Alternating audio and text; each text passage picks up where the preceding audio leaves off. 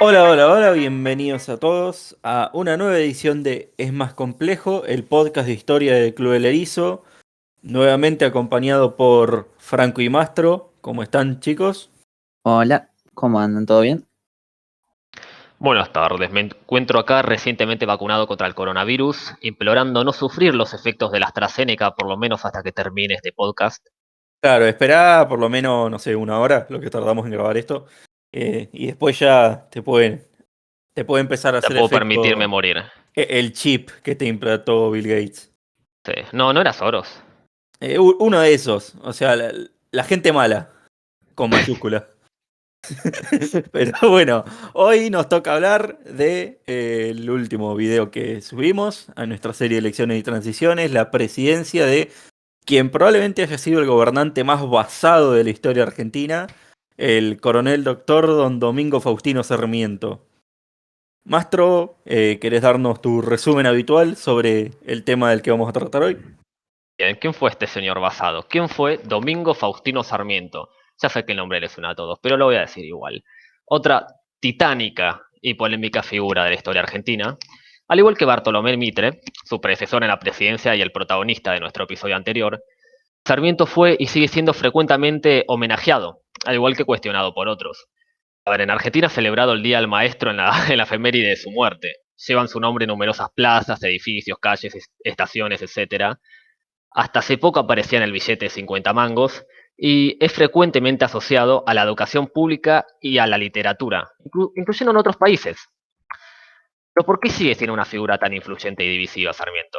Mencionamos por primera vez a Domingo Faustino en el episodio anterior, cuando, en calidad de gobernador de San Juan, fue encomendado por el entonces presidente Bartolomé Mitre para dirigir la campaña militar contra el caudillo riojano Chacho Peñalosa. Sarmiento demostró efectividad, pero también y muchísima crueldad y desprecio contra quienes consideraba bárbaros enemigos de la civilización comparables con animales. De esto ya hablamos de su aspecto filosófico e ideológico en el episodio anterior, al hablar de los conceptos de progreso, civilización, barbarie, racismo, etc. Luego lo volvimos a mencionar cuando hizo cosas de ser humano basado, incumplió las órdenes del presidente Mitre y asistió al segundo Congreso de Lima, cuando tenía la orden explícita de no hacerlo. Sarmiento había sido crítico de la guerra de la Triple Alianza contra Paraguay, sin embargo participó del esfuerzo bélico. De hecho, hasta un año después de que comenzara la guerra, que se transformó en el conflicto más sangriento de la historia de la región, su hijo, Dominguito Fidel Sarmiento, falleció en combate entre miles de sus compatriotas en la batalla de Curupaití. Esto sumió a Sarmiento en una gran depresión.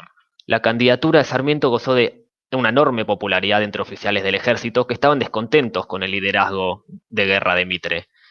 Finalmente aceptó una alianza con el autonomista Adolfo Alsina, otro personaje recurrente, que aunque nunca llegó a la presidencia, va a aparecer mucho en estos podcasts, y terminó triunfando sobre las fórmulas de Elizalde, de Rawson, de Vélez Sarsfield e incluso de Justo José de Urquiza, que pese a que ya estamos en el cuarto episodio del podcast, sigue apareciendo como personaje recurrente en nuestra historia.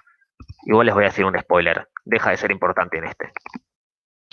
Su carácter desobediente, testarudo, temperamental y en ocasiones despiadado, pero también capaz de volverse pragmático y conciliador, que describimos anteriormente, caracterizó la presidencia de Domingo Faustino Sarmiento.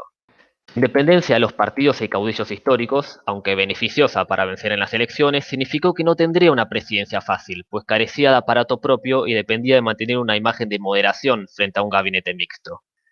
Ya durante su discurso inaugural fue abucheado debido a las críticas que le mandó al gobierno de Bartolomé Mitre, quien, cabe aclarar, 2 años después fundó el diario opositor La Nación para bardear a Sarmiento, que actualmente sigue siendo el diario conservador más importante de la República Argentina, hoy en 2021.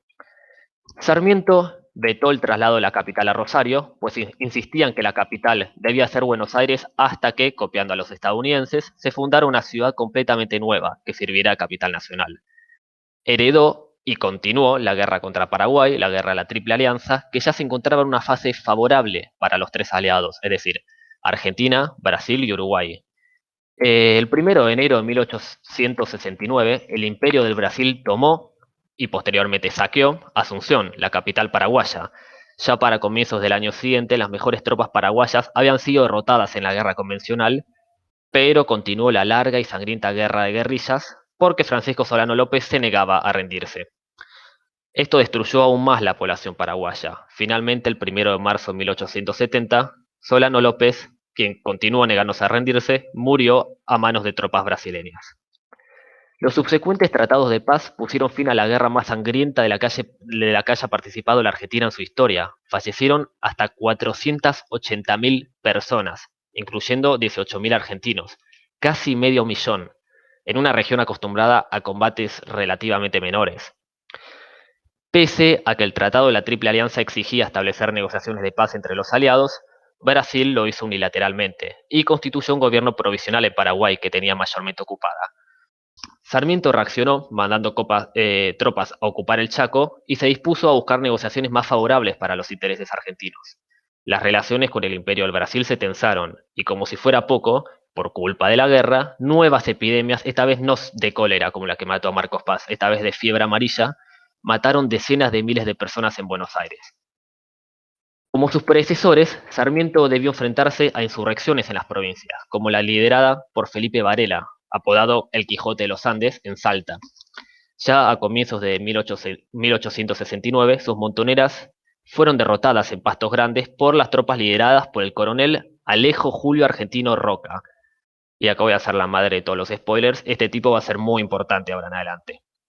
Como vos dijiste en nuestro chat, es como la escena en la que Thor entra a Wakanda. Sí. A este tipo hay que tenerlo vigilado. No sé si es Thor entrando a Wakanda o cuando aparece un personaje menor mencionado, pero está por hacer su gran entrada. En abril de 1870 estalló la rebelión jordanista. El federal, Ricardo López Jordán, ahora que pienso mencioné brevemente en el primer episodio, criticaba al expresidente Urquiza por haberse mantenido leal a los gobernantes liberales porteños. Recordemos, Urquiza era federal, pero durante las presidencias de Mitre y de Sarmiento decidió continuar obedeciendo a este poder constitucional. Por ejemplo, se negó a participar en las rebeliones de otros federales y reclutó tropas para la guerra contra Paraguay. Como resultado de esto fue perdiendo prestigio y poder en la provincia de Entre Ríos. El 11 de abril de 1870, Justo José de Urquiza, el vencedor de Rosas en Caseros y expresidente de la Nación, y protagonista de nuestro primer episodio y personaje importante en los primeros 4, fue asesinado por enviados del caudillo López Jordán, quien se hizo nombrar gobernador de Entre Ríos. El asesinato de Urquiza conmovió y logró unificar a las facciones de los partidos. Los jordanistas lograron varias victorias militares iniciales, pero finalmente no. Fueron derrotados por el entonces teniente coronel Julio Argentino Roca, otra vez, esta vez en la batalla de Ñambé, pero López Jordán se exilió y eventualmente volvió a invadir. En 1873, el propio presidente Domingo Faustino Sarmiento sufrió un intento de asesinato a manos de los pistoleros contratados por los jordanistas. Volviendo al tema Paraguay, en el 72, Sarmiento envió al mismísimo Bartolomé Mitre como embajador en Brasil.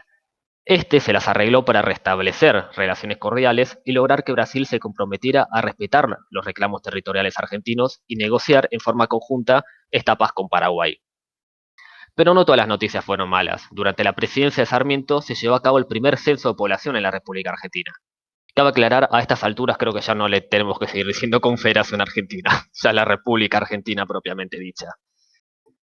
Este censo igual brindó un dato desalentador: menos de un tercio de la población estaba alfabetizada. Las políticas de Sarmiento, célebremente, hicieron énfasis en la educación pública, así como la colonización, para transformar esto que él veía como un desierto incivilizado y tendiente a la barbarie. Por el lado de la educación, con ayuda de su ministro de Justicia e Instrucción Pública, Nicolás Avellaneda, spoiler, otro que va a ser importante en el futuro, el gobierno nacional subvencionó y promovió la educación primaria en las provincias, creó el sistema de escuelas normales para formar docentes e importó incluso profesoras extranjeras de Estados Unidos. Expandió muchísimo tanto escuelas como cientos de bibliotecas públicas. Por otro lado, quiso imitar el modelo estadounidense de inmigración y colonización agrícola, es decir, la promoción de la inmigración para otorgar pequeños territorios a los inmigrantes para que cultiven, lo cual obviamente lo enfrentó a los intereses de terratenientes. Entre 1871 y 1872 se celebró, por idea del propio Sarmiento, la primera exposición industrial en Córdoba. Los resultados fueron evidentes. Durante su sexenio en la presidencia, 6 años aumentó el número de niños escolarizados un 233%, la extensión de la modernizada red de ferrocarriles un 130%, la cantidad de máquinas y herramientas un 1200%, y la extensión de la red de telégrafos se multiplicó más de 20 veces. Se duplicó la inmigración y se quintuplicó la cantidad de barcos de vapor que comunicaban la Argentina con Europa. El gobierno nacional importó armamento moderno, como fusiles Remington y ametralladoras Gatling de los Estados Unidos de América. En 1869 fue creado el Colegio Militar de la Nación. Ese mismo año fue redactada, por Vélez Sarsfield, fue redactado el Código Civil de la República Argentina, que entró en vigor en 1871. Un año después fue creada la Escuela Naval Militar. Todo esto, de hecho, resultó muy importante para la eventual victoria contra la rebelión jordanista y otras rebeliones. Sarmiento intentó sin éxito establecer el voto secreto uninominal para garantizar que las elecciones presidenciales de 1874 fuesen a ser limpias, no lo fueron. Apoyó a su exministro Nicolás Avellaneda, quien compitió contra el mismísimo Bartolomé Mitre, que buscaba un segundo mandato. Avellaneda pactó con Alsina, unificó el Partido Autonomista con el Partido Nacional, fundando el muy originalmente llamado Partido Autonomista Nacional, más conocido como PAN, porque todos lo conocemos porque dominó la política argentina durante las 4 décadas siguientes. Sin embargo, opositores a Sarmiento y Avellaneda se rebelaron en la conocida como Revolución de 1874. Este autodenominado Ejército Constitucional Rebelde contó con la participación de figuras como Mitre, obviamente Mitre se iba a rebelar, y José Miguel Arredondo, y múltiples oficiales, milicias voluntarias e indígenas aliados. En cambio, entre las figuras leales al gobierno de Sarmiento se mantuvieron José Inocencio Arias y Julio Argentino Roca. En la batalla de la Verde, 900 tropas bajo las órdenes de Arias vencieron a 4.500 hombres empleados por Mitre, como explicó Eloy en el episodio anterior, o el segundo, eso ya no lo recuerdo, estaban mejor armados, mejor entrenados, mejor organizados. Mientras que Julio Argentino Roca venció al rebelde Arredondo en la segunda batalla de Santa Rosa, allá por Mendoza.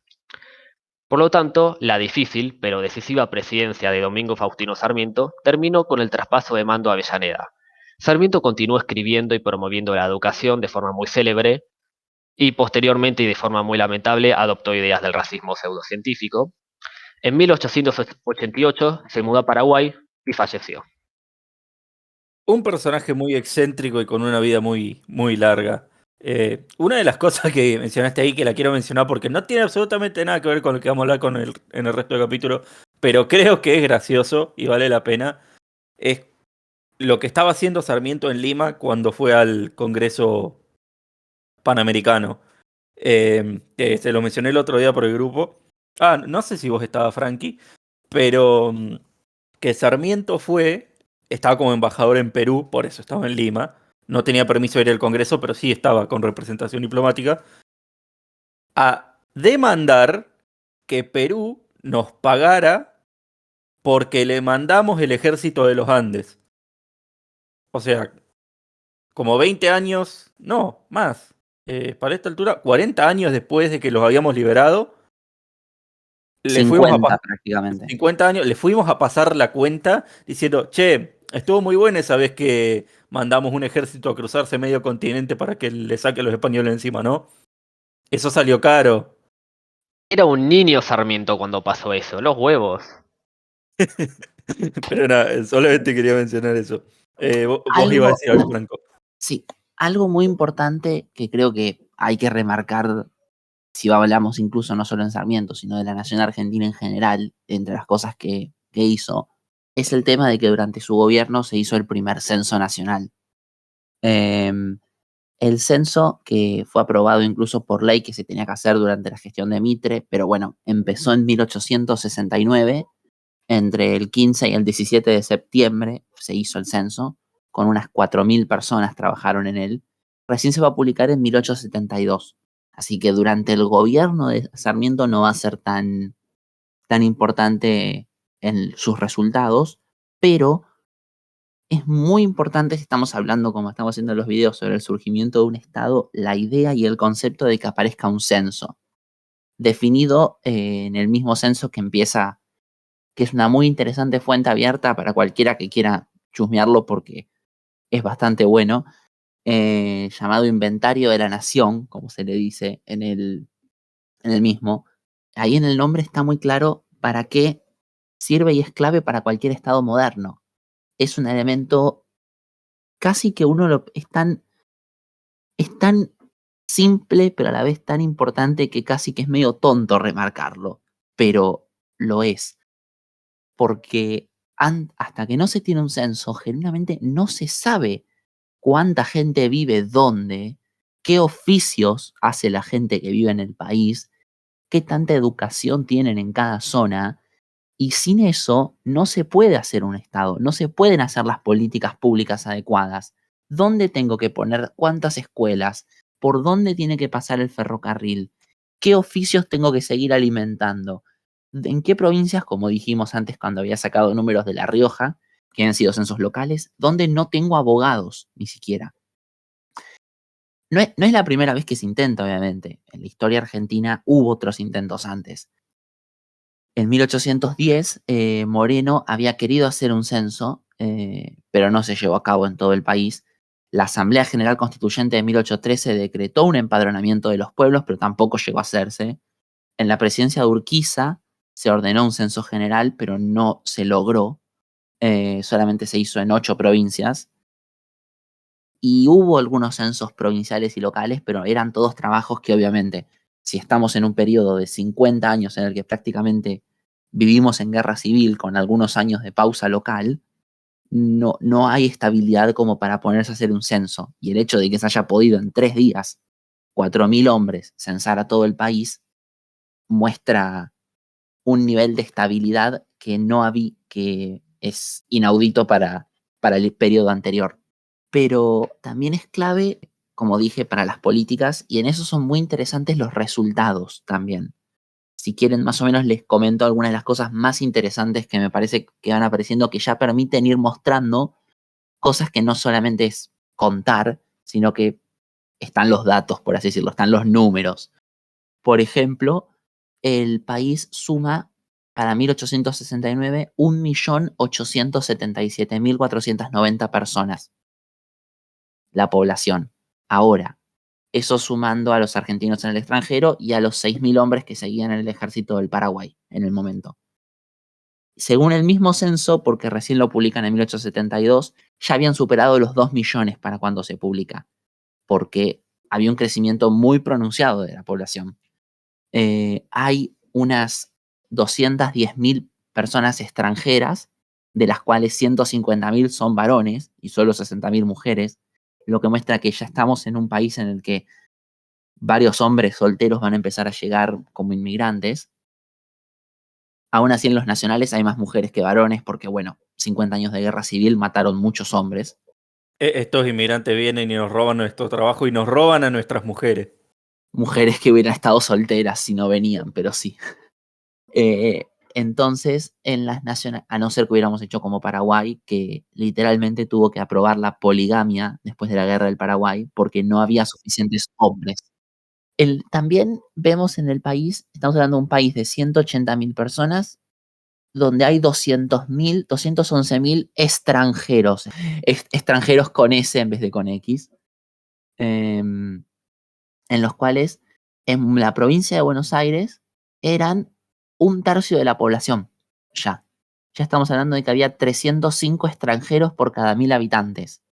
En contraste, Santa Fe son el 15%, en Entre Ríos el 13%, en Córdoba son solo no llegan al 1%, y en Santiago, La Rioja, Catamarca, Tucumán son números despreciables de cantidad de extranjeros. Y estos mismos inmigrantes van a ser en su gran mayoría de origen ya europeo. 43.000 son americanos, 167.000 son europeos y el resto asiáticos u otros grupos. De esos, la mayoría ya van a estar siendo italianos. Va a haber 71.000 ciudadanos italianos, 34.000 españoles y 32.000 franceses. Obviamente esto es la primera imagen de algo que en el censo de 1895, y ni hablar en el censo de 1914, va a quedar más y más claro, que Argentina va a empezar a ser un país receptor de cada vez más inmigrantes. Es importante para el censo incluso marcar esto, porque los extranjeros no hacen el servicio militar y como estuvimos viendo, el ejército va a ser un factor muy importante en la formación del país. Hay un interés del ejército de saber cuánta gente hay en el país, cuántos hombres pueden hacer el servicio militar y dónde están distribuidos, obviamente. El otro elemento clave va a ser, que es lo que se asocia a Sarmiento, la alfabetización o la educación. En ese sentido, el censo encuentra que del 1.800.000 habitantes, 360.000 dicen que saben leer y escribir. Es muy probable, dice el mismo censo, que el número sea menor, porque hay gente que dice que sabe leer y escribir, pero probablemente no lo sepa. Pero de todas maneras, la tasa de analfabetismo es muy alta. Y es interés desde los mismos autores cuando redactando el censo sostienen, es importante, como todos sabemos, el hecho de una población alfabetizada y educada va a poder desarrollarse mucho más y va a poder ayudar a todo este lenguaje de la civilización y el progreso en el que estuvimos hablando el episodio pasado, en el que está surgiendo todo esto. Lo que vemos en el número de alfabetización y en los números de gente, otra cosa que ya estaba desde esta época es la desproporción de tamaño de Buenos Aires. Buenos Aires obviamente es la provincia más alfabetizada, seguida por Santa Fe, San Juan y Entre Ríos.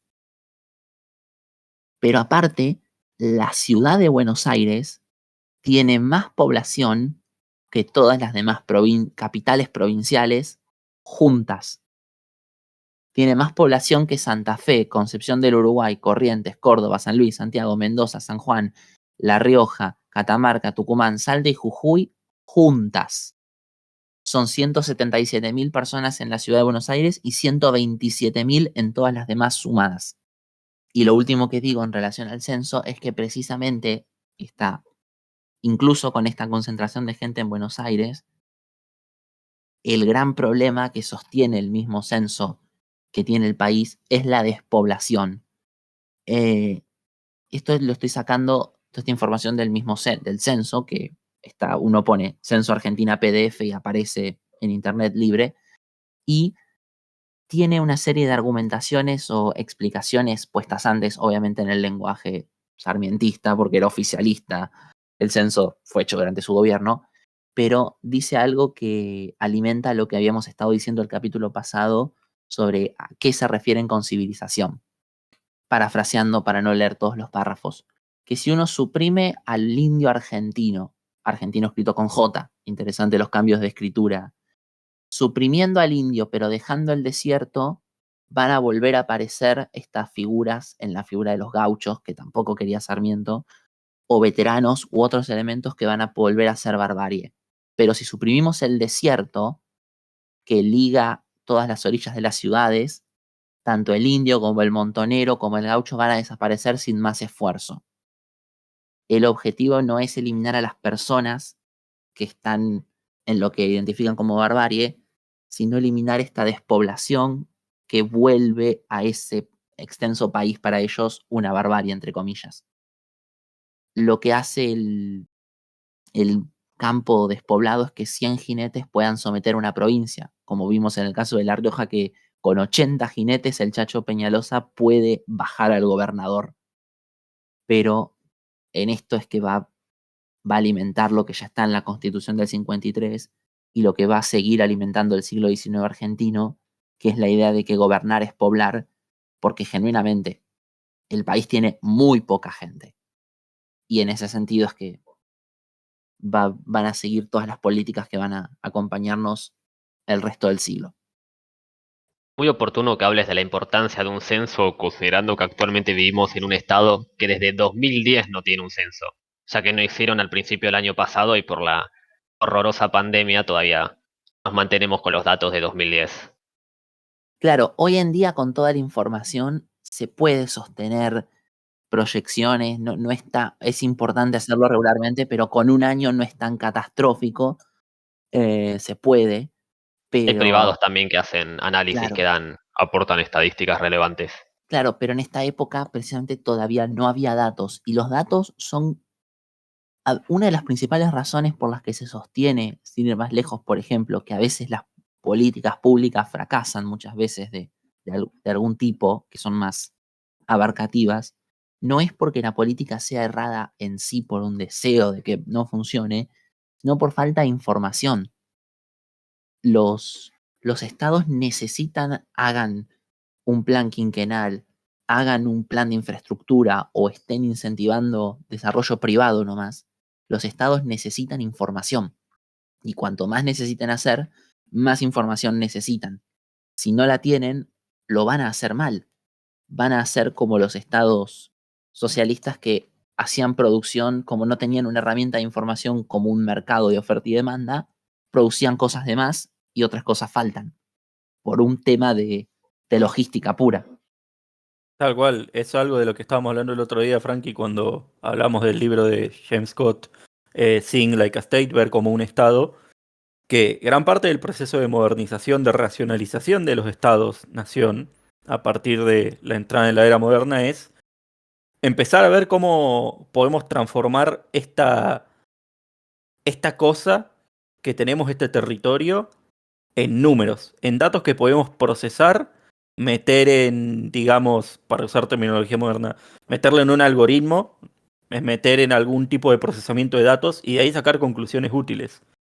Algo de lo primero que hizo Urquiza cuando asume el mando de la Confederación, ni siquiera cuando se sanciona la Constitución, sino antes ya como director provisorio, es solicitar informes a los gobernadores sobre como dijiste, la población de sus respectivas provincias y las unidades de medida. Algo que mencionó Mastronardi en el capítulo anterior es que antes no teníamos el sistema métrico decimal y cada provincia tenía sus propias medidas tradicionales. Así que, por ejemplo, supongamos que San Juan y Mendoza tienen una disputa sobre sus fronteras y dicen, bueno, nuestra frontera está a 100 leguas. Y de pronto te encontrás que una legua mendocina y una legua sanjuanina son medidas distintas. La uniformización de la información y de los métodos de clasificar esa información y de procesarla es una parte integrante importantísima de construir un Estado moderno. También con respecto a lo que vos dijiste del censo, hay un dato que a mí me llamó bastante la atención cuando lo estaba leyendo, que es algo que vos mencionaste en uno de los capítulos anteriores, la cuestión de que en la provincia de La Rioja no había abogados. ¿Saben cuántos abogados había en total en todo el país? Recordemos que estamos hablando de un país de 2 millones de personas. En este periodo, 439. En todo el En 2 país, millones de personas. 2 millones de personas y la mayoría obviamente concentrados en torno a las dos facultades que eran Córdoba y Buenos Aires. Un paraíso. Había 194 ingenieros y 70 arquitectos en todo el país. Habría que insertar el meme de los Simpsons de ¿se imaginan un mundo sin abogados? Claro, más o menos así era. Y tenés imágenes de las llanuras siendo recorridas por gauchos a caballo. Y algo que creo que refleja perfectamente la idea de civilización y barbarie es que en este periodo, según el censo, repito, había 458 médicos, pero 1047 curanderos. Es decir, más del doble. Y si contrastamos con los números que tenía Chile en esa misma época, es devastador. Nosotros teníamos alrededor de 8.600 agricultores profesionales, es decir, que estaban explotando su tierra de manera tecnificada. Chile tenía 116.000. Nosotros teníamos 1.700 mineros dedicados a explotar nuestros recursos minerales. Chile tenía 23.000. Bueno, eso es entendible en gran parte también porque Chile es una mina a 2 metros de la playa. Claro, pero en cierto sentido nosotros también tenemos grandes riquezas materiales. Eso sí. Y Y Chile múltiples tiene una además. población mucho más pequeña que la nuestra. Esto habla del nivel de subdesarrollo que tenía ni siquiera el Estado, el protoestado, el territorio que pasaría a llamarse República Argentina. Y eso nos habla de por qué Sarmiento considera tan importante la educación. Y no solo la educación como derecho individual. Como el Estado te pone escuelas para que te puedas educar y ser un buen ciudadano y aprender valores y patriotismo. Eso también es muy importante como forma en que el Estado puede difundir cierto sentido de identidad nacional y ayudar a que los ciudadanos se vuelvan más eficientes y más racionales en sus vidas cotidianas. Obviamente podés ser mejor comerciante si sabes matemática, podés ser mejor trabajador o mejor militar si sabes algo de disciplina y algo de educación física, podés ser mejor profesional o trabajador en algún oficio si sabes leer y escribir.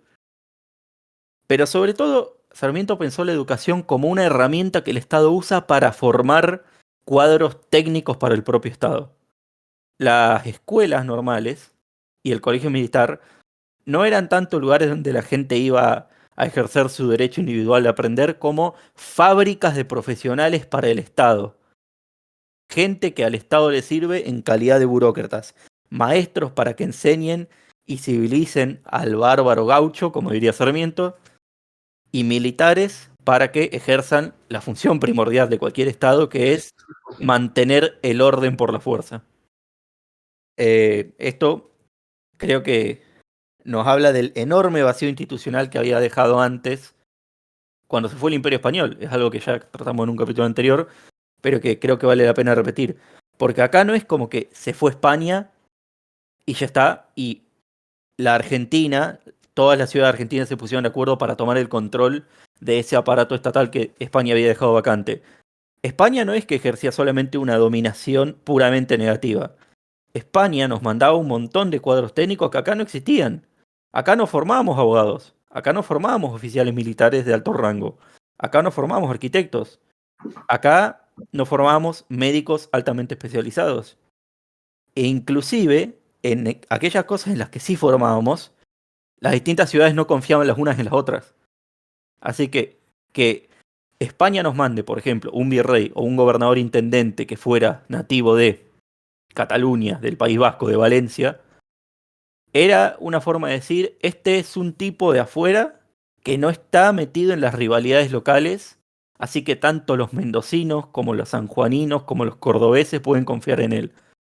En cambio, cuando España se va o la echamos, de pronto tenemos una burocracia municipal, que es el gobierno del Cabildo de Buenos Aires, tratando de asumir el control de todo un territorio que se convertiría en una nación. Y obviamente no estaban preparados, ni en términos de sus capacidades técnicas, ni en términos de sus recursos, y mucho menos en términos de su fuerza militar. El episodio anterior, ante la pregunta ¿por qué las sociedades no son iguales prósperas entre sí?, yo culpé como principal factor a la presencia y ausencia de instituciones políticas y socioeconómicas producto de motivos históricos y geográficos. En ese caso justo yo lo había hecho en contraposición de las teorías supremacistas del siglo XIX. Esto lo podemos relacionar, por ejemplo, con lo que había dicho nuestro invitado Puerta en el episodio anterior también, sobre el caudillismo, no como ausencia de institución, sino como transición entre este semi-vacío postcolonial, post-español, y el Estado centralizado que ahora estamos viendo con Sarmiento, el Estado moderno. Y lo que acabó de decir Eloy recién, de los cuadros técnicos ausentes, relativamente ausentes durante las primeras décadas de existencia postcolonial.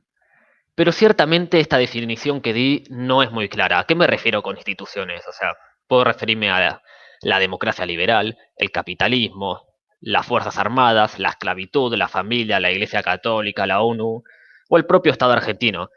Todos estos son conjuntos de instituciones. Pero, ¿qué es una institución? Voy a tomar la definición del brillante politólogo argentino Guillermo O'Donnell, te adoramos señor, que afirmaba que las instituciones son patrones de interacción regulados, que son conocidos, seguidos y comúnmente aceptados por agentes sociales que esperan continuar interactuando bajo estas normas plasmadas. Son patrones de comportamiento estables, valorados y recurrentes, usando la definición de Huntington. No existen metafísicamente, de la misma manera que tampoco existe metafísicamente el Estado. En un momento determinado, una institución es la manera en que nosotros, los seres humanos, los individuos, nos interrelacionamos, especialmente cómo actuamos y cómo nos obedecemos entre sí.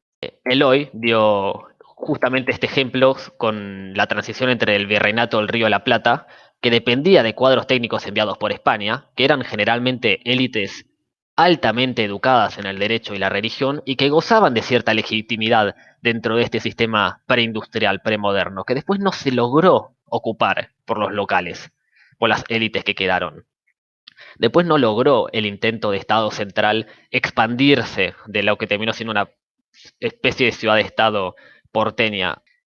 Si dijimos entonces que hay instituciones relacionadas a la prosperidad, cuya ausencia lleva al fracaso de las sociedades, ¿cómo se aplica a este caso argentino? Van a tener que perdonarme porque voy a tener que simplificar y resumir un tema sumamente largo y complejo. Pero mi primera hipótesis es que las sociedades descendientes del Imperio Español carecieron de instituciones que les permitieran adaptarse con éxito a la modernidad, a la sociedad capitalista industrial, a la democracia liberal y la sociedad abierta, que después lo voy a explicar posteriormente. Pero miren, es común escuchar a zurdos afirmar que los hispanoamericanos somos pobres por culpa del Imperio Español. A zurdos y algún que otro derechista también. O sea, afirman que hoy España es rica en nuestros estándares, tal vez no en el de los europeos, pero para nosotros sin duda, y nuestros países no. Debe ser porque España nos sacó la plata y el oro, que se llevó a la metrópoli. ¿Significa eso que realmente somos pobres por culpa de España? No, pero en parte sí, pero por motivos completamente distintos. Muy grandes rasgos, Hispanoamérica jamás pudo superar con éxito el legado institucional postcolonial. Todos los estados mayormente sucesores del Imperio Español tuvieron problemas para adaptarse a este nuevo mundo que se expandió en el siglo XIX. Todos tuvieron, en distintos grados entre sí, obviamente. Argentina no es Bolivia. Todos los países de Centroamérica no son lo mismo. Costa Rica no es Nicaragua.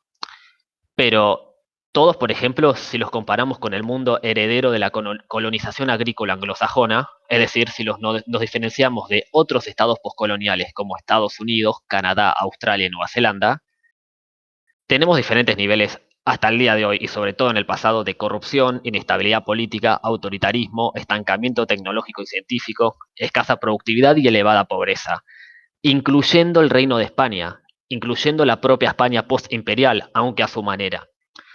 Porque cuando digo que los estados sucesores del Imperio Español fueron mayormente un desastre, incluyo también a España, a la península, a la metrópoli, que recordemos fue pobre y caótica hasta la segunda mitad del siglo XX. De hecho, en 1950 Argentina, Cuba y Venezuela, según casi cualquier estándar, eran mejores lugares donde vivir que España.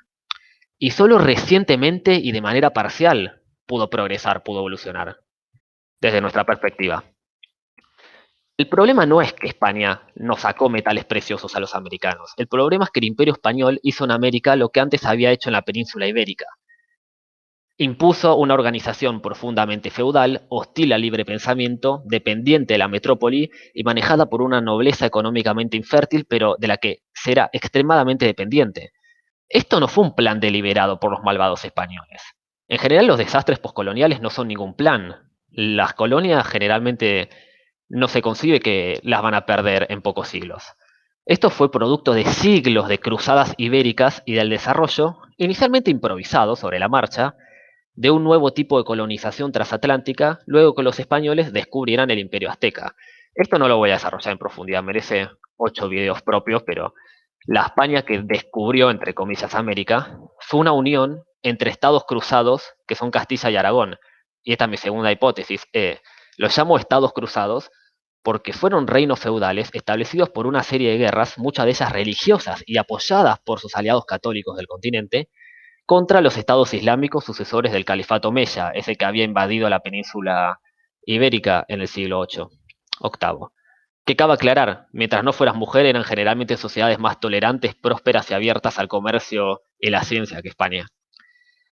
Por último, la mayor parte de la colonización española de América, especialmente las conquistas del imperio azteca y el incaico en el siglo XVI, fueron una extensión de la reconquista. Fue un estado cruzado expandiéndose en el Nuevo Mundo a fuerza de pandemias, acero y caballos.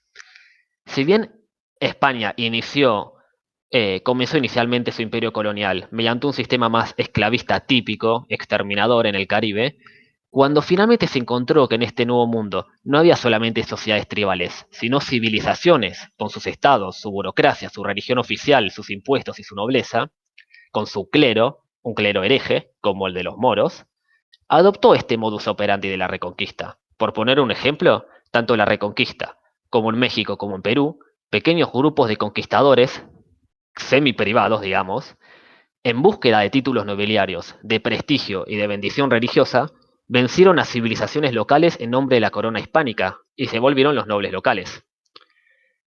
Pero el río de la Plata ciertamente fue distinto, porque acá, en este territorio, sí en el extremo norte de lo que hoy es Argentina, pero en el río de la Plata no existían sociedades urbanas locales, no existían civilizaciones en este sentido de la palabra.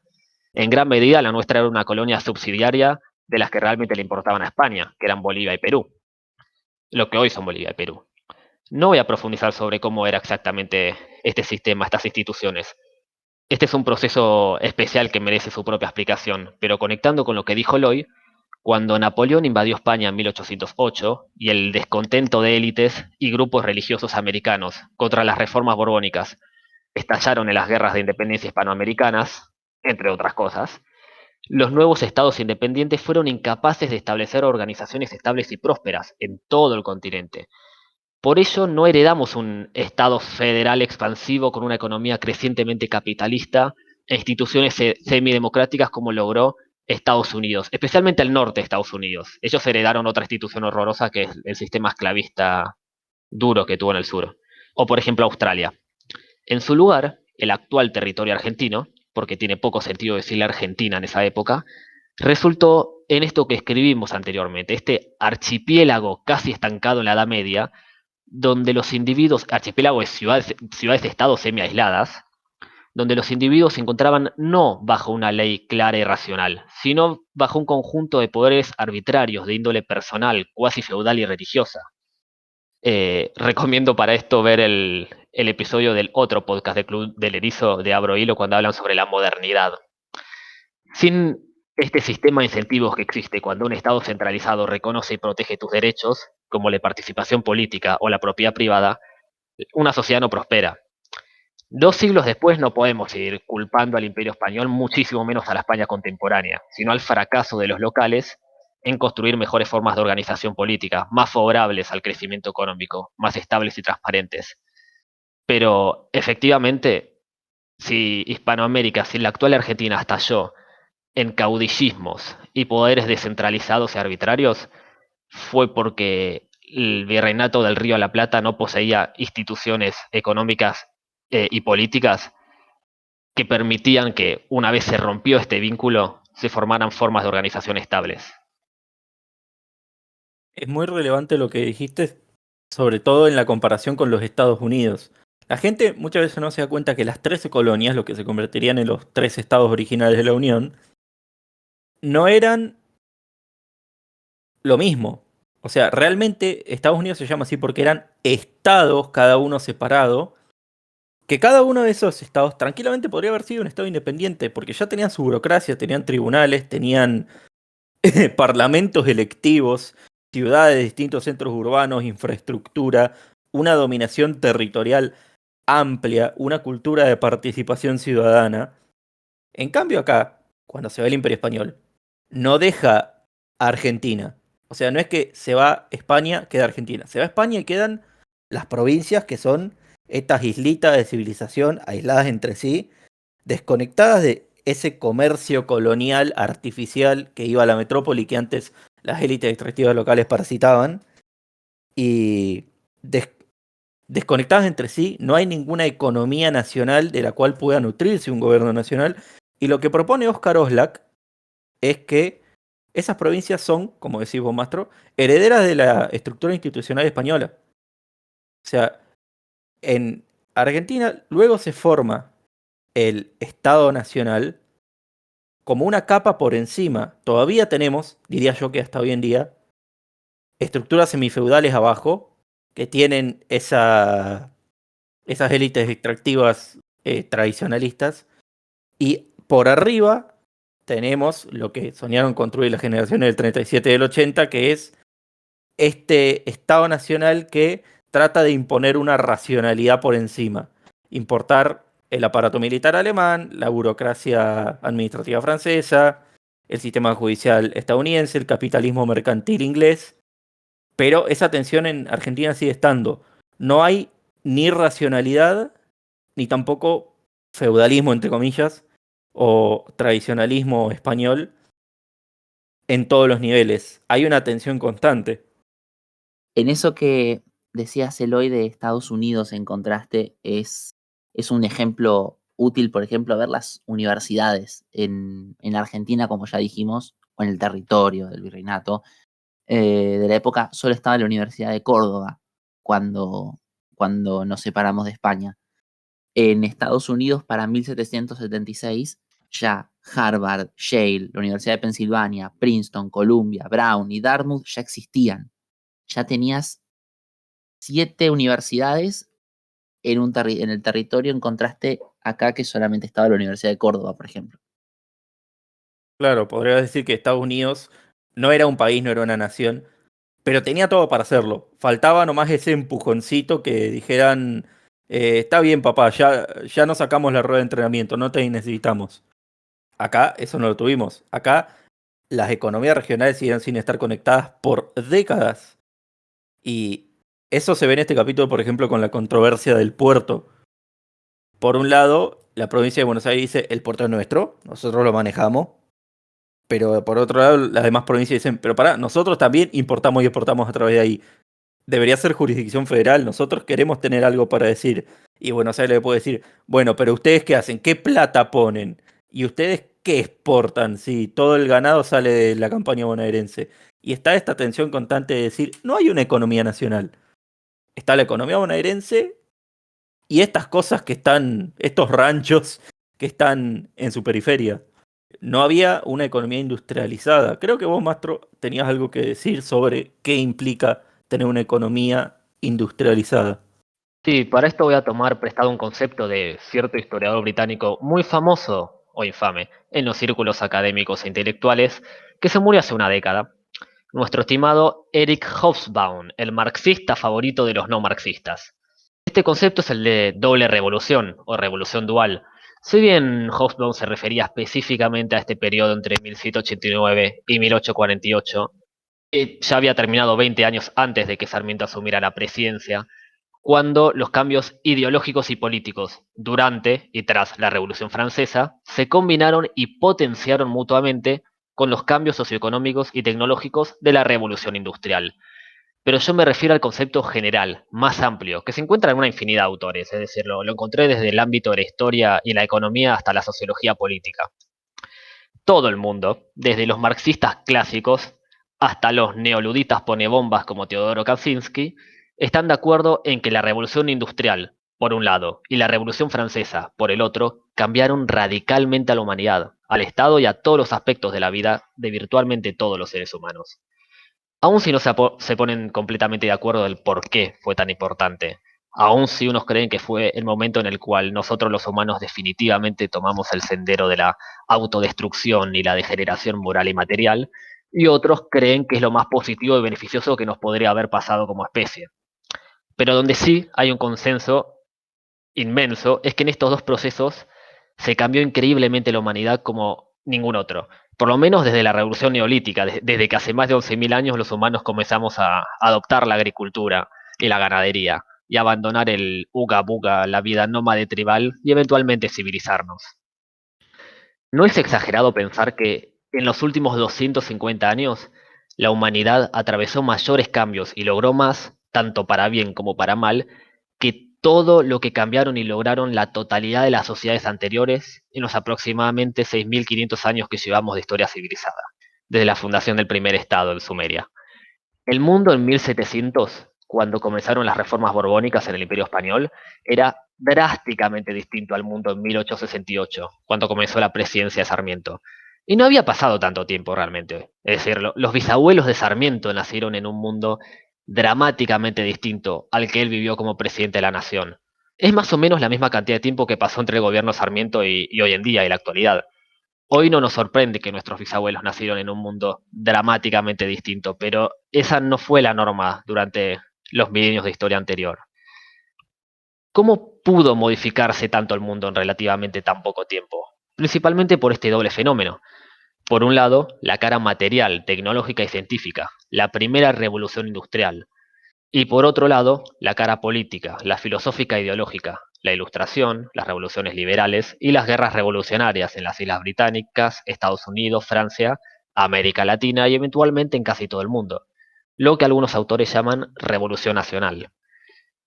Estos dos procesos constantemente se provocaron y se potenciaron entre sí, y modificaron o destruyeron muchas de las instituciones del mundo premoderno, expandiendo el capitalismo temprano y el Estado moderno. Este fue el comienzo del periodo conocido como modernidad tardía, o como seguramente se los enseñaron a ustedes como a mí en el secundario, la edad contemporánea. Un término que detesto. Sin conocer estos cambios, no podríamos entender las presidencias que estuvimos describiendo en los episodios anteriores. A Urquiza, a Derqui, a Mitre y muchísimo menos a Domingo Faustino Sarmiento. Es en relación a estos procesos que en episodios anteriores hablamos de cómo estas élites locales se inspiraban en revoluciones extranjeras para buscar maneras de reformar su sociedad, desde Rivadavia hasta Sarmiento. ¿Por qué buscaron crear una identidad colectiva común en forma de nacionalismo argentino? ¿Por qué los unitarios liberales europeístas tuvieron ese sueño, ese proyecto de un país, de una sociedad tan distinta al de los federales conservadores americanistas? ¿Por qué la generación del 37, de la cual formaron parte Juan Bautista Alberdi, el autor intelectual de la Constitución de 1853 y una de las figuras históricas más reivindicadas por el Club del Erizo, como también Bartolomé Mitre, protagonista del episodio anterior, y el propio Domingo Faustino Sarmiento, creían en estos ideales del progreso y la civilización que describimos, tanto en el sentido moral como en el material, económico, demográfico y político? Es dentro de este nuevo mundo que hablamos sobre cómo, por ejemplo, las rutas funcionales permitieron consolidar identidades nacionales, cómo los ferrocarriles y las mejores armas permitieron la centralización del poder al empoderar ejércitos nacionales, cómo fue esta transición entre el archipiélago de pequeñas ciudades-estados semiaisladas, sometidas al caudillismo, a un Estado-nación moderno y centralizado compuesto por provincias delimitadas, bajo el imperio de la ley y crecientemente dentro de un sistema capitalista, cómo fue la modernización parcial del territorio. Creo que por ahí, Eloy, podés relacionar estos proyectos de consolidación de un Estado moderno en el sentido material, a partir del cual terminó siendo uno de los principales actores de la historia argentina hasta la década del 90, las Fuerzas Armadas, o más específicamente el Ejército Nacional. Sí, de hecho, solemos poner mucho énfasis en, como digo, el derecho individual a la educación, ¿no? Sarmiento puso escuelas para que los niños puedan aprender a ser alguien en la vida.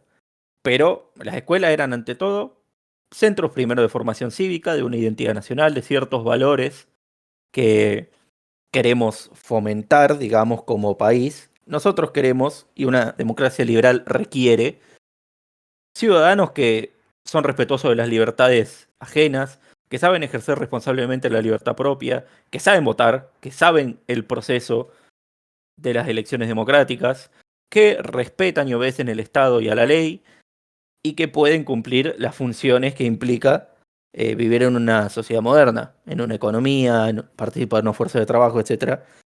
Y principalmente lo utilizó, a la educación me refiero, Sarmiento, como herramienta para formar cuadros técnicos. Y en este momento el Estado, más que cualquier otra cosa, era el ejército. El ejército era la mayor parte del presupuesto y la mayor parte de los empleados del gobierno nacional. Y también el aparato recaudatorio, que es algo que se molestó en crear Mitre.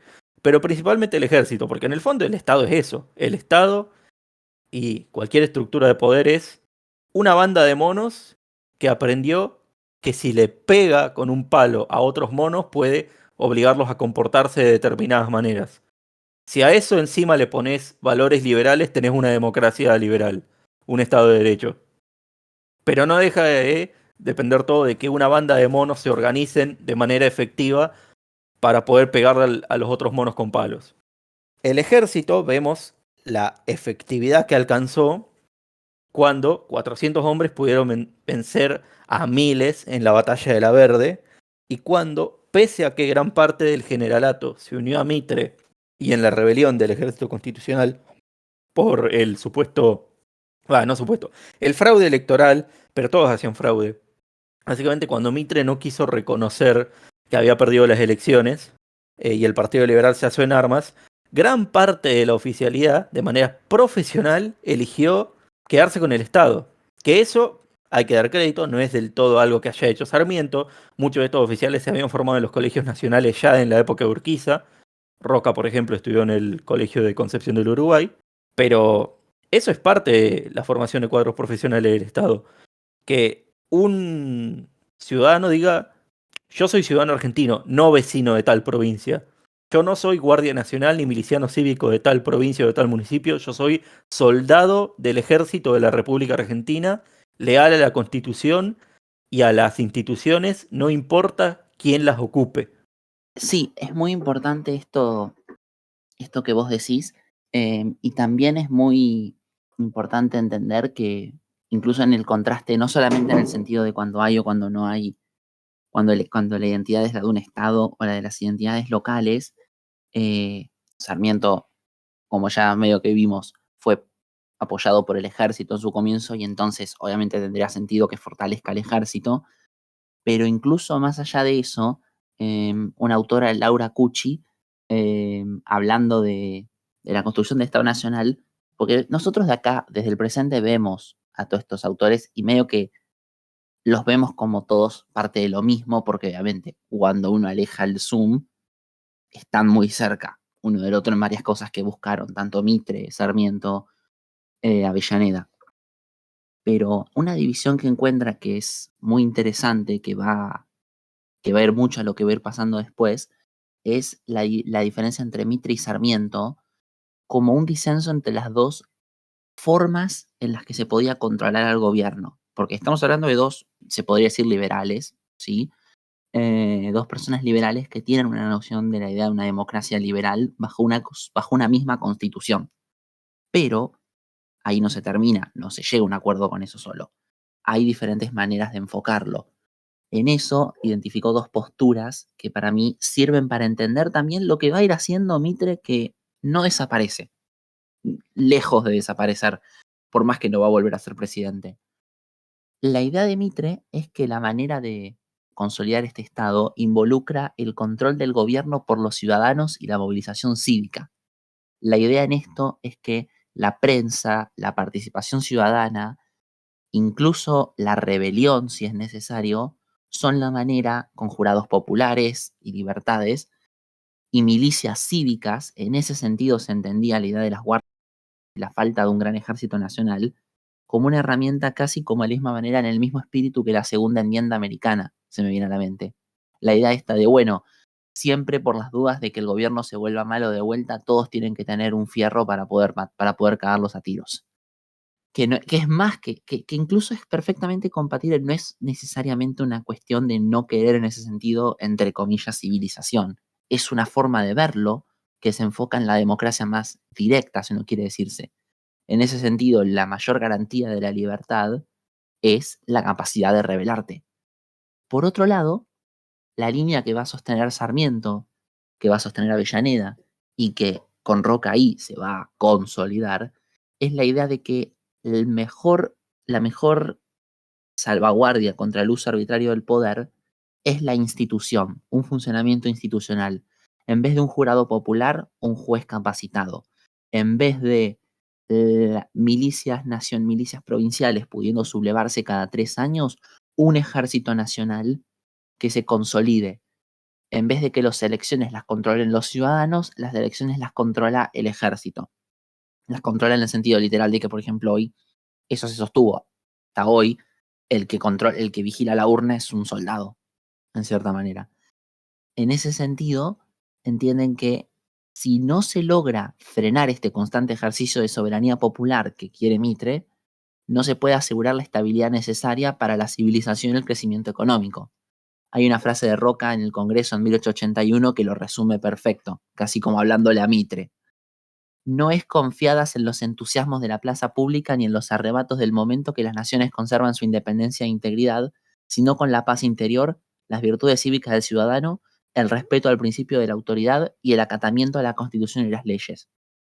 Ahí se puede entender como esa diferencia entre unos padres fundadores, entre comillas, de estas presencias que estamos diciendo que ahora Mitre va a perder una elección y después de eso salir en armas, y el pase a administración de Roca y el PAN con todo lo que cree y lo que va a terminar ejerciendo después. Creo incluso que es un muy buen ejemplo para ilustrar, porque no necesariamente estamos en contra de ese modelo de movilización amplia, de participación amplia de la ciudadanía. Simplemente, a ver, en Estados Unidos funcionó. Simplemente me parece que Mitre no estaba entendiendo los distintos contextos, que Sarmiento sí los entendía, porque Sarmiento era incluso más cipayo, vamos a decir, mucho más admirador de la civilización anglosajona que había visto en Estados Unidos. Pero Sarmiento entendía que la estructura social acá no se correspondía. Hay un video de Kraut sobre la diferencia entre México y Estados Unidos, que son básicamente la diferencia entre una colonia inglesa y una colonia española, que explica muy bien por qué en Estados Unidos se pudo desarrollar eso. Porque Estados Unidos está acostumbrada desde un principio a ser una sociedad de individuos propietarios independientes, con estructuras políticas, no vamos a decir todo igualitarias, no vamos a decir democráticas, pero sí con esa tendencia, más participativas, más inclusionarias. En cambio, acá, como bien ya dijo Mastro Marino, tuvimos de un principio instituciones sumamente verticales y clases populares muy sometidas, sin acceso a la propiedad y sin los incentivos de fondo que podrían haberlo llevado a ejercer de manera responsable esta capacidad permanente de movilización. Esto es básicamente como el famoso libro de Nozick, Anarquía, Estado y Utopía. O sea, entre el orden y la anarquía, que son los dos principios, en algún momento está el Estado y estamos en esta época llegando a ese punto medio que es el Estado. Un mínimo de orden y estabilidad para garantizar el progreso, pero a la vez el ejercicio de las libertades que permitan la espontaneidad y que se materialice ese progreso y que sus beneficios se vayan a la sociedad. Hay una frase que yo al principio no entendía cuando estaba empezando a investigar, que es que Sarmiento prometía gobernar más que Mitre y menos que Urquiza. Yo dije, ¿por qué más que Mitre? O sea, a mí no me daba la sensación de que Mitre haya gobernado poco, pero con este concepto que vos describís, Frankie, ahí lo entiendo. Mitre trataba de no intervenir en las provincias, porque él pensaba que estaba perfecto que en las provincias haya rebeliones. Eso es democracia. Los ciudadanos alzándose para destituir a un gobernador y cagándose a tiros entre ellos, es la participación ciudadana por excelencia. Y luego están todas las rebeliones de las que formó parte y que va a seguir formando parte, spoiler para los videos que vienen en el futuro. Y en el fondo medio que eso está en todas las democracias, porque siempre, como garantía de toda democracia, como dijiste, a la urna la vigila un gendarme, está el ejercicio de la fuerza. A ver, si el día de mañana las elecciones las ganara, digamos, Horacio Rodríguez Larreta o, no sé, Mauricio Macri, quien sea, y no hay dudas de que ganó en elecciones limpias, y Alberto Fernández se niega a entregar el poder, ahí a nadie le parecería mal que el ejército lo eche a patadas y que instalen al legítimo ganador en el sillón de Rivadavia. O sea, todos sabemos que en última instancia la democracia está garantida por el ejercicio de la fuerza. Podemos hablar de cómo, por ejemplo, Evo Morales tuvo que irse porque el ejército se negó a respaldar su intento de fraude en Bolivia hace 2 años, o de cómo Donald Trump no contó con el apoyo del ejército para no reprimir la insurrección del Capitolio en 2020. Todos sabemos que en última instancia podemos contar con que una instancia de fuerza va a garantizar que las elecciones se van a realizar de manera limpia y que se van a respetar sus resultados.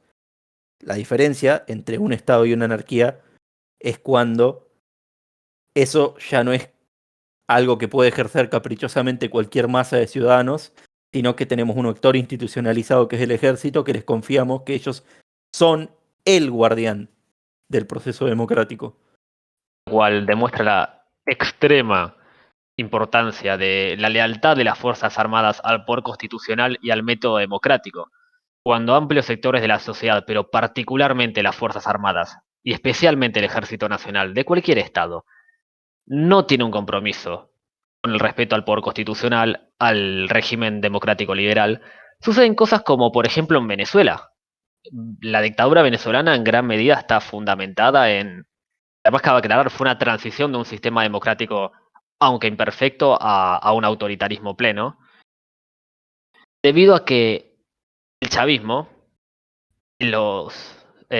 sus intereses más antidemocráticos, reciben un poderoso respaldo de los propios miembros, de los oficiales, de los suboficiales, de los soldados.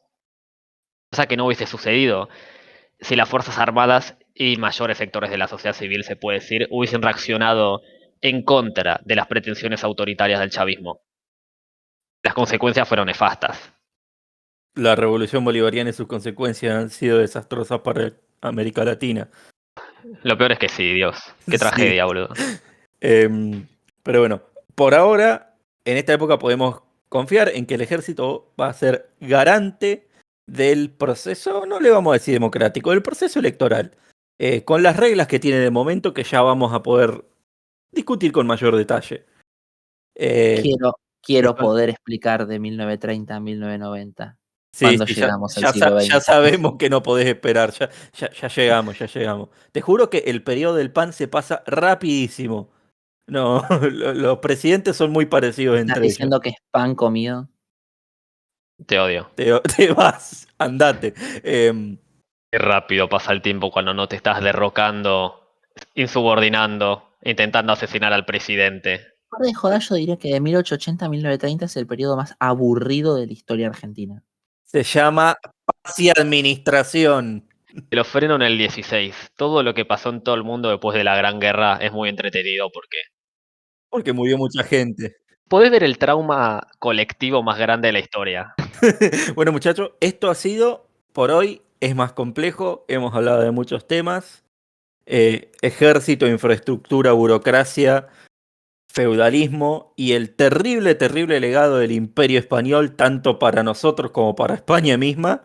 Pero por fin estamos cerrando ese periodo nefasto llamado Organización Nacional, en el que, como se decía, todo estaba por hacerse. Por fin tenemos datos, por fin el Estado sabe qué es específicamente lo que queda por hacer, en qué orden hay que hacerlo y podemos empezar a avanzar. Por fin estamos contando ya con un Estado moderno centralizado, un proyecto de nación profundamente consolidado, cosa que ayudó bastante la guerra de la Triple Alianza, como toda guerra. Un sistema capitalista crecientemente protoindustrial, si se quiere, y una sociedad enormemente modernizada, cada vez más conectada con las economías globales. Mal, boludo. Pareciera que este país, Argentina, tiene un futuro muy próspero. Sí, seguro que el siglo XX va a ser increíble, ¿no? No puede esperar a llegar. ¿Pero vos qué decís? ¿Le gana a Estados Unidos o no? ¿Eh? Y yo diría que es más complejo. Bueno, vamos a cerrar como siempre con una pequeña frase de época. Esto es de un poco después de esta época, es ya para la ley de educación de Roca, la 1420. Pero creo que expresa muy bien el espíritu de la administración de Sarmiento. Es parte del discurso del diputado Onésimo Leguizamón, del PAN, del debate de esa ley, la ley de educación común, gratuita y laica, que decía: la educación no es un asunto puramente doméstico o religioso que afecta solamente a las conciencias o a las familias. Es un asunto que se relaciona directamente con la vida social y política de la entidad nacional. La influencia de la educación es un medio de gobierno, es un medio de poder sobre las sociedades y tal vez este es el único secreto de por qué todos los poderes se han disputado en todas las épocas el derecho exclusivo sobre la educación. Es el poder que en cada nación es responsable de los destinos del pueblo llamado a educarse. Si la educación es un medio de difundir las nociones elementales de su gobierno, una nación cometería el acto más contrario a sus propios intereses, dejando que fuesen enseñados con entera libertad doctrinas y principios tendientes a derribar las instituciones que se ha dado. Esto ha sido Es Más Complejo y los esperamos en el próximo capítulo.